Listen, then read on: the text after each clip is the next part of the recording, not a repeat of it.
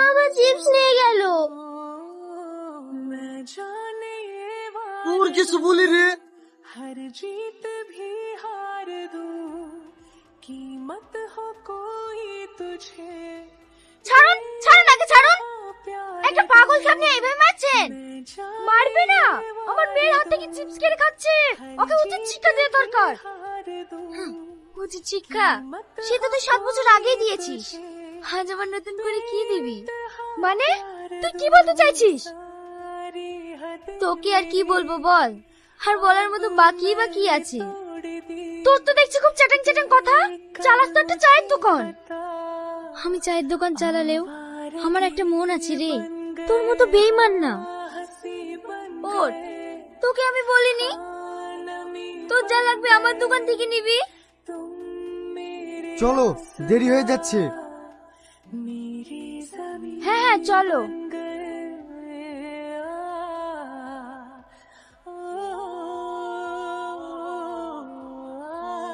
প্রিয়া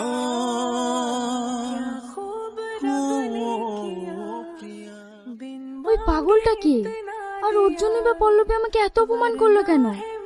না, ব্যাপারটা আমাকে জানতেই হবে।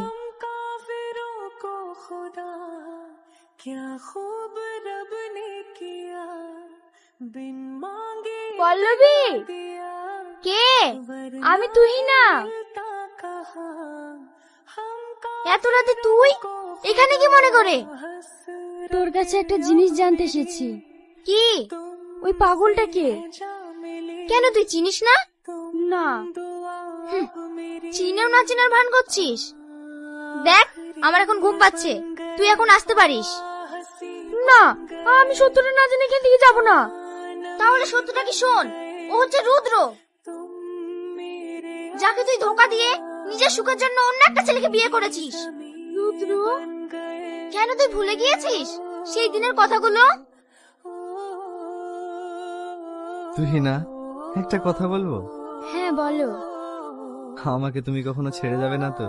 পাগল কোথাকার, আমি তোমাকে কখনো ছেড়ে যাব না। কিন্তু আমি রাখাল বলে তোমার ভাই যদি আমাদের সম্পর্কটা না মেনে নেয়, তখন তুমি কি করবে? কি করব আমি জানি না, কিন্তু আমি তোমাকে ছাড়া বাঁচবো না। ছাড়ো এসব কথা, তুমি আগে বলো আমাকে বিয়ে করে নিয়ে গিয়ে কোথায় রাখবে? আমি কিন্তু তোমার ওই গোয়াল ঘরে শুতে পারবো না।